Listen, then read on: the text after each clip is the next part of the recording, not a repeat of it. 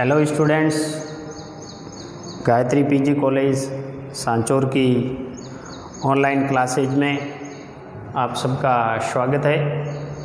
आज class 12th की भूगोल में 8वां अध्याय है प्राथमिक व्यवसाय, और उस प्राथमिक व्यवसाय में अपन कृषि और उनके प्रकार के बारे में चर्चा करेंगे। कल की क्लास में भी अपने कृषि के जो प्रकार है उसके बारे में अध्ययन किया था। कृषि के और भी प्रकार है स्थानांतरण कृषि के अलावा, जिसमें जीवन निर्वाहन कृषि। ये जो जीवन निर्वाहन कृषि है, जीवन निर्वाहन कृषि एक प्राचीन समय में जीवन का आधार हुआ करती थी, और अधिकांश कृषक है वो रोजगार इसी यानी कि कृषि पर प्राप्त करते थे। लेकिन कुछ सालों के बाद में ये भोजन के साथ साथ अन्य आवश्यकताएं भूख पूर्ति होने लगी, इसीलिए ये जीवन निर्वाहन कृषि कहलाने लगी। तो जीवन निर्वाहन कृषि का मतलब होता है कि जिसमें यानी जीवन की आवश्यकताओं की पूर्ति करने के लिए मानव या किसान अपने जीवन को निर्वाहन करने के लिए, जीवन जीने की जो आवश्यकताएं हैं, भोजन के अलावा आवश्यकताएं हैं, उसकी पूर्ति करने के लिए जो कृषि की जाती है उसे जीवन निर्वाहन कृषि कहते हैं। और जीवन निर्वाहन कृषि है वो दो प्रकार की होती है। ये दो प्रकार से की जाती है, जिसमें एक है वो यानी कि चावल प्रधान निर्वाहन कृषि है, और दूसरी है गेहूँ प्रधान निर्वाहन कृषि। यानी जिन क्षेत्रों के अंदर 100 सेमी से अधिक वर्षा होती है, जिन क्षेत्रों में 100 सेमी से अधिक वर्षा होती है, वहाँ पर चावल प्रधान निर्वाहन कृषि की जाती है, चावल बोया जाता है। ये चावल प्रधान जो निर्वाहन कृषि है ये भारत में, इसके साथ साथ म्यांमार, इंडोनेशिया, कंबोडिया और मध्य चीन के अंदर भी चावल प्रधान निर्वाहन कृषि की जाती है। निर्वाहन कृषि ज़्यादातर मानसूनी जो एशियाई देश हैं उसमें ज़्यादा की जाती है। किसान अपने जीवन को निर्वाहन करने के लिए, जीवन को जीने के लिए, जीवन की जो आवश्यकताएं हैं भोजन के अलावा उसकी पूर्ति करने के लिए यानी कृषि करता है, जिसे अपन जीवन निर्वाहन कृषि कहते हैं। उनमें से जहाँ 100 सेमी से अधिक वर्षा होती है वहाँ पे चावल प्रधान निर्वाहन कृषि होती है। चावल के माध्यम से भोजन के साथ साथ अन्य जो आवश्यकताएं हैं उसकी भी पूर्ति होती है, और उसी उद्देश्य से कृषि की जाती है। ये व्यापारिक दृष्टि से या अधिक लाभ कमाने की दृष्टि से कृषि नहीं की जाती है, परिवार के जीवन यापन के लिए कृषि की जाती है। तो दो प्रकार की कृषि होती है जीवन निर्वाहन में, जिसमें एक चावल प्रधान निर्वाहन कृषि है, दूसरी है गेहूँ प्रधान निर्वाहन कृषि। गेहूँ प्रधान निर्वाहन जो कृषि है ये कृषि उन क्षेत्रों में की जाती है जहाँ 100 सेमी से कम वर्षा होती है, अर्थात 100 सेमी से अधिक वर्षा वाले जो क्षेत्र हैं वहाँ पे चावल प्रधान कृषि की जाती है, और 100 से कम सेमी वाले जो वर्षा क्षेत्र है उन क्षेत्रों के अंदर 100 सेमी से कम वर्षा वाले जो क्षेत्र है उन क्षेत्रों में गेहूँ प्रधान निर्वाहन कृषि की जाती है, जिसके अंतर्गत जैसे उत्तर मध्य या पश्चिमी भारत है, उत्तर मध्य या पश्चिमी भारत के अंदर है वो गेहूँ प्रधान कृषि की जाती है। जबकि भारत के उत्तर पूर्वी क्षेत्र है, उत्तरी और पूर्वी क्षेत्र है, जिसमें पश्चिमी बंगाल है, पश्चिमी बंगाल है, बिहार है, बिहार का भी पूर्वी बिहार, तो पूर्वी बिहार, पश्चिमी बंगाल, इसके अलावा असम है, अरुणाचल प्रदेश है।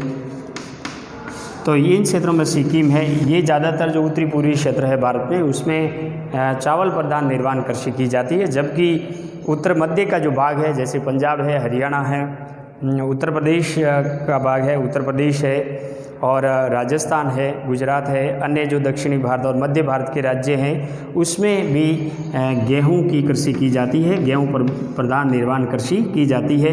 इसके अलावा उत्तरी जो चीन का क्षेत्र है, चीन का क्षेत्र जहाँ हवांगू नदी, यांगटी शिकियांग नदी का जो बेसिन है वहाँ पे गेहूं की कृषि की जाती है।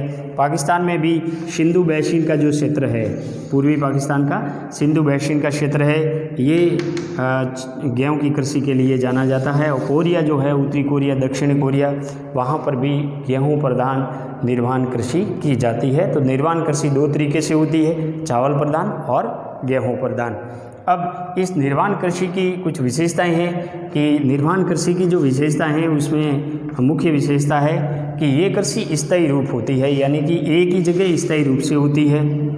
और इसमें अनुकूलन जो प्राकृतिक दशाएं हैं, अनुकूलन प्राकृतिक दशाएं हैं, जैसे चावल के लिए अनुकूलन प्राकृतिक दशाएं हैं, वर्षा 100 सेमी से अधिक होना, टेम्परेचर 21 से 27 डिग्री सेल्सियस के आसपास होना, मिट्टी जलोढ़ या दलदलीय या कांपीय मिट्टी होना। इस प्रकार की जो अनुकूलन प्राकृतिक दशाएं जिन क्षेत्रों में होती है, चाहे गेहूँ की हो चाहे चावल की हो, उन क्षेत्रों में स्थायी रूप से ये कृषि की जाती है। इसकी ये विशेषता है। दूसरी विशेषता इसकी ये है कि कृषि भूमि पर जनसंख्या का अधिक दबाव पड़ने के कारण भूमि का जो गहनतम उपयोग अधिक होता है, कृषि गहनता है वो अधिक है।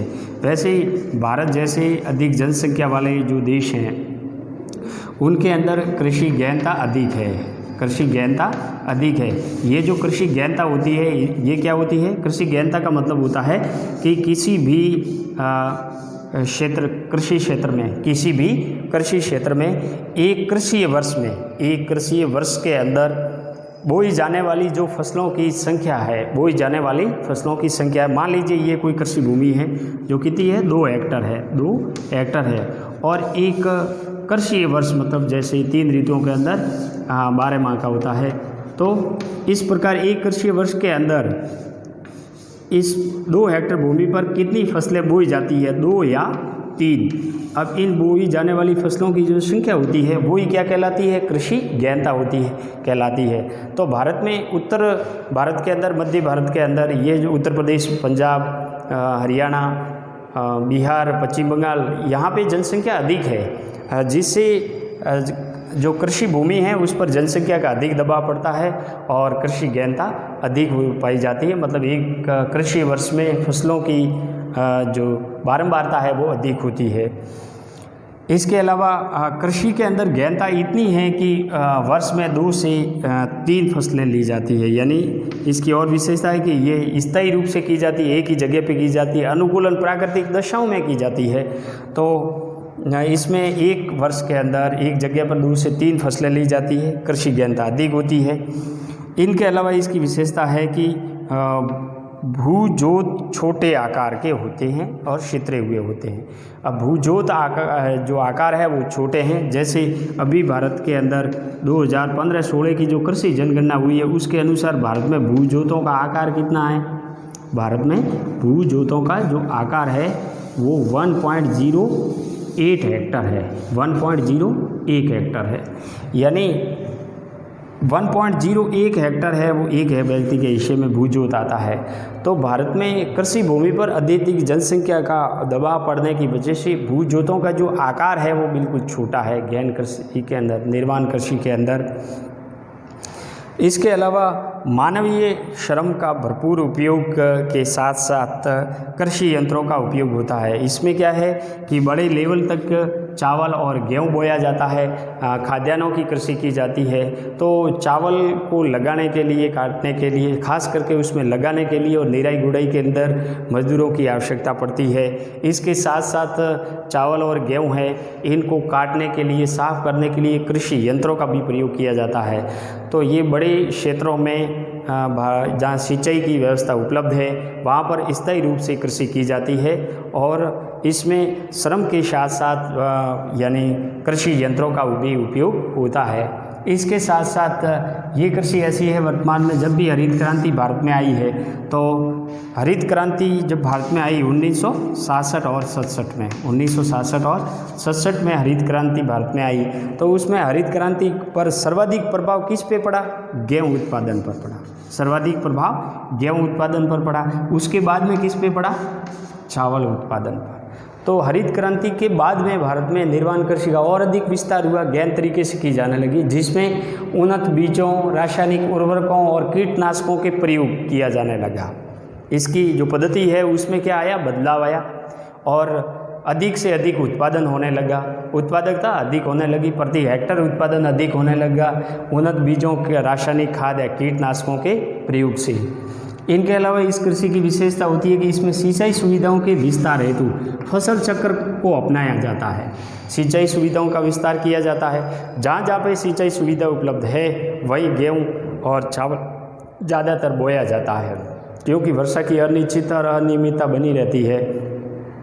तो इस प्रकार की सिंचाई सुविधाओं के विस्तार किया जाता है। इसके अलावा इसमें फसल चक्र अपनाया जाता है। फसल चक्र का मतलब है कि मान लीजिए जैसे ये 4 हेक्टर का एक खेत है और इसको एक एक हेक्टर में बांट दिया जाता है, तो इसमें एक ही जगह पर एक ही फसल नहीं बोई जाती। जैसे यहाँ पर पहले क्या चावल बोया है, तो इधर क्या बो दिया, गेहूँ बो दिया, और इधर क्या है दूसरी फसल जैसे मक्का बो दिया है, मक्का या कपास है, ये खाली छोड़ दिया है।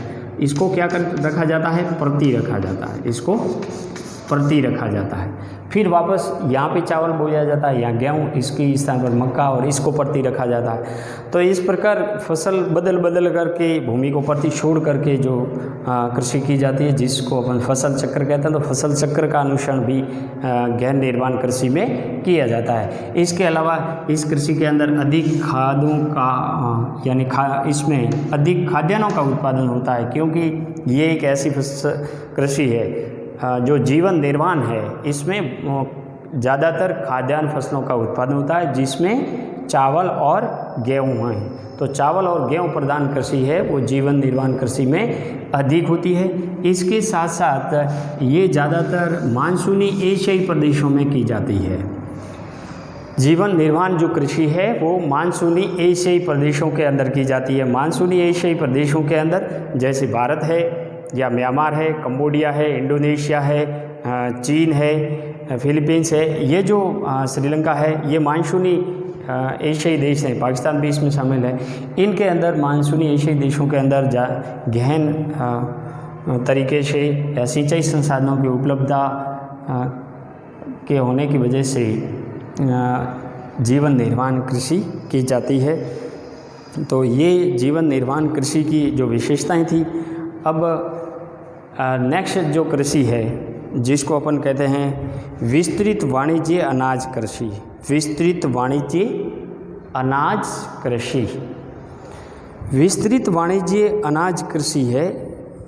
देखो इसका नाम भी विस्तृत वाणिज्य अनाज कृषि है, मतलब ऐसी कृषि जो विस्तृत क्षेत्रों में की जाती है और वाणिज्यिक व्यापारिक दृष्टि से की जाती है। व्यापारिक दृष्टि से अधिक लाभ कमाने के उद्देश्य से की जाती है। वास्तव में जब जीवन निर्माण यानी जीवन निर्माण कृषि ने विस्तृत निर्माण का रूप लिया है। अब पहले जहाँ पे जीवन निर्माण होती थी उसके स्थान पर यानी विस्तृत निर्माण कृषि का रूप लिया है। यानी गेहूँ और चावल का उत्पादन किया जाता है, लेकिन बड़े स्तर पर व्यापारिक दृष्टि से उत्पादन होता है। तो इसी ने ही विस्तृत निर्माण कृषि का रूप लिया है। तो कृषि उत्पादन व्यापारिक दृष्टि से किया जाने लगा है। इस प्रकार की कृषि विकसित देशों में जहां भूमि अधिक व जनसंख्या कम होती है वहां इस प्रकार की कृषि की जाती है। क्योंकि भारत जैसे राष्ट्र में तो क्या है कि विस्तृत कृषि बहुत कम क्षेत्रों में ही होती है, जनसंख्या का अधिक दबाव है। तो जहाँ जहाँ पे भूजोत जो आकार है वो बड़े हैं, जनसंख्या कम है, कृषि क्षेत्रों का विस्तार अधिक है, तो उन क्षेत्रों के अंदर व्यापारिक दृष्टि से बड़े लेवल तक कृषि की जाती है, जिसको अपन विस्तृत वाणिज्य कृषि कहते हैं। अब इन विस्तृत वाणिज्य कृषि की क्या विशेषता है कि इसकी पहली विशेषता है कि इस प्रकार की कृषि विस्तृत भूजोतों पर की जाती है। जो बड़े भूजोत आकार है उस पे ही की जाती है, जिसका प्राय क्षेत्रफल लगभग 240 से 1600 हेक्टर तक होता है। 240 से 1600 हेक्टर तक होता है। उन्हीं क्षेत्रों में विस्तृत वाणिज्य कृषि की जाती है। खेत तैयार करने से लेकर फसल काटने तक समस्त कार्य मशीनों के द्वारा होता है, जिसमें ट्रैक्टर, हार्वेस्टर, थ्रेशर, कंबाइन, यानी विनोअर आदि जो कृषि यंत्र है उसका उपयोग किया जाता है। यानी पूरी विस्तृत क्षेत्रों में कृषि है जो ज़्यादातर कृषि यंत्रों से की जाती है। इसके अलावा इसकी विशेषता है कि इस प्रकार की कृषि की मुख्य जो फसल है वो गेहूँ है। इसके अलावा जो जई, राई और तिलहन फसलों की कृषि भी की जाती है। तो विस्तृत कृषि के अंतर्गत ज़्यादातर गेहूँ बोया जाता है। इसके अलावा जई, राई, तिलहन आदि फसलें भी बोई जाती है। नेक्स्ट इसकी विशेषता है कि खाद्यान्नों को सुरक्षित रखने के लिए बड़े बड़े माल गोदाम बनाए जाते हैं, क्योंकि ये कृषि होती है वो हमेशा व्यापारिक दृष्टि से होती है। तो व्यापारिक उद्देश्य से बड़े व्यापारी होते हैं, वो बड़े लेवल तक कृषि करते हैं और जो भी खाद्यान्न का उत्पादन हो रहा है, चाहे गेहूँ का है या जई का है, राई है, तिलहन है, जो है, तो उनको रखने के लिए बड़े बड़े गोदाम बनाए जाते हैं ताकि सुरक्षित कोल्ड स्टोरेज रूप में उसको रखा जाए, जब भी ज़रूरत है तब उसको बेचा जाए। इनके अलावा मानवीय श्रम का उपयोग न्यूनतम होता है। विस्तृत वाणिज्य कृषि के अंदर मानवीय श्रम का उपयोग न्यूनतम होता है, क्योंकि ये कृषि ज़्यादातर कृषि यंत्रों के द्वारा की जाती है, इसीलिए इसमें मानवीय श्रम है वो कम लगता है। इस कृषि की एक और विशेषता है कि इसमें प्रति हेक्टर उपज तो कम होता है, लेकिन प्रति व्यक्ति अधिक होता है। ये इसकी खास विशेषता है। विस्तृत वाणिज्य कृषि की क्या विशेषता है खास, कि प्रति हेक्टर उत्पादन कम होता है, क्योंकि ये कृषि बड़े लेवल तक की जाती है, बड़े विस्तृत भूभाग में की जाती है, जहाँ भूजोत आकार लगभग 1600 हेक्टर तक होता है, वहाँ पर की जाती है। तो प्रति व्यक्ति उत्पादन यानी अधिक हो जाता है, लेकिन प्रति हेक्टर उत्पादन है वो कम होता है, क्योंकि कम व्यक्तियों के द्वारा अधिक क्षेत्रों में कृषि की जाती है, तो प्रति व्यक्ति उत्पादन अधिक होता है। इसके अलावा जो शीतोष्ण घास के मैदान है विश्व के अंदर, उन मैदानों में ही ज़्यादातर विस्तृत वाणिज्य कृषि की जाती है, जैसे यूरेशिया के स्टेपी यानी कि घास का मैदान है, जहाँ CIS देशों के द्वारा विस्तृत वाणिज्य कृषि होती है। उत्तरी अमेरिका महाद्वीप के अंदर प्रेरीज घास का मैदान है, जिनके अंदर कनाडा और संयुक्त राज्य अमेरिका देश के सीमावर्ती क्षेत्रों में स्थित है। तो कनाडा और संयुक्त राज्य अमेरिका क्षेत्रों के अंदर जहाँ प्रेरी घास का मैदान है, वहाँ पर यानी इस प्रकार की गेहूँ की कृषि होती है। और कनाडा के अंदर जो पो नदी घाटी है, पो नदी घाटी के अंदर बड़े लेवल तक खाद्यान्नों की कृषि होती है, इसीलिए पो नदी घाटी को विश्व की यानी रोटी की यानी टोकरी कहते हैं। तो विश्व की रोटी का जो यानी कि स्थान का है या विश्व की रोटी की टोकरी है वो पो नदी घाटी है, जो इस प्रेरी घास के मैदान में पड़ती है, वहाँ पे की जाती है। अर्जेंटीना, उरुग्वे, पराग्वे, इनके अंदर जो पंपास घास का मैदान है वहाँ पर विस्तृत वाणिज्य कृषि की जाती है। इसके अलावा दक्षिणी अफ्रीका देश के अंदर वेल्डस घास का मैदान है, ऑस्ट्रेलिया में डाउन्स घास का मैदान है, और न्यूजीलैंड में कैंटरबरी का जो घास का मैदान है, ये सारे शीतोष्ण घास के मैदान हैं और वहाँ पर ज़्यादातर गेहूँ की कृषि की जाती है। गेहूँ भी शीतकालीन गेहूँ बोया जाता है। इनके अलावा इन कृषि क्षेत्रों में निरंतर जनसंख्या वृद्धि के कारण इनका क्षेत्र नियंत्रण घटता जा रहा है। अब क्या है कि इन क्षेत्रों के अंदर जनसंख्या बढ़ती है, प्रवास हो रहा है, अधिक कृषि होने की वजह से प्रवास भी होता है। तो जनसंख्या बढ़ने की वजह से अब इसमें जो इसका क्षेत्र है विस्तृत वाणिज्य कृषि का वो घटता जा रहा है, गहन कृषि का रूप ले रहा है। अब इसके बाद में इस कृषि प्रकार की जो कृषि है ये ज़्यादातर जो विकसित देश हैं उन देशों में ही की जाती है, जैसे संयुक्त राज्य अमेरिका है, कनाडा है, अर्जेंटीना है, या ऑस्ट्रेलिया, न्यूजीलैंड और दक्षिणी अफ्रीका, ये जो देश हैं इन देशों के अंदर, रूस के अंदर है, इस प्रकार की शीतोष्ण घास के मैदानों के अंदर विस्तृत वाणिज्य कृषि की जाती है। और ये कृषि है वो यंत्रीकृत और उच्च तकनीकी पर आधारित है, क्योंकि इसमें ज़्यादातर कृषि यंत्रों का प्रयोग किया जाता है। फसल की निराई गुड़ाई, लगाना, फिर काटना, साफ करना, जहाँ तक यानी कि फसल को निकाल करके बोरों में बंद करने का काम तक ज़्यादातर कृषि यंत्रों का प्रयोग किया जाता है। इसलिए ये कृषि एक तो यंत्रीकृत है और नवीनतम और उच्च तकनीकी आधारित है। तो यंत्रीकृत और उच्च तकनीकी आधारित भी इस कृषि की विशेषता रहती है। ये थी विस्तृत वाणिज्य कृषि और जीवन निर्वाह कृषि। अब कृषि के और भी प्रकार है, जिसमें रोपण कृषि है या मिश्रित कृषि या दुग्ध कृषि या ट्रक कृषि या फलोद्यान कृषि। इसके बारे में अपन चर्चा नेक्स्ट क्लास के अंदर करेंगे।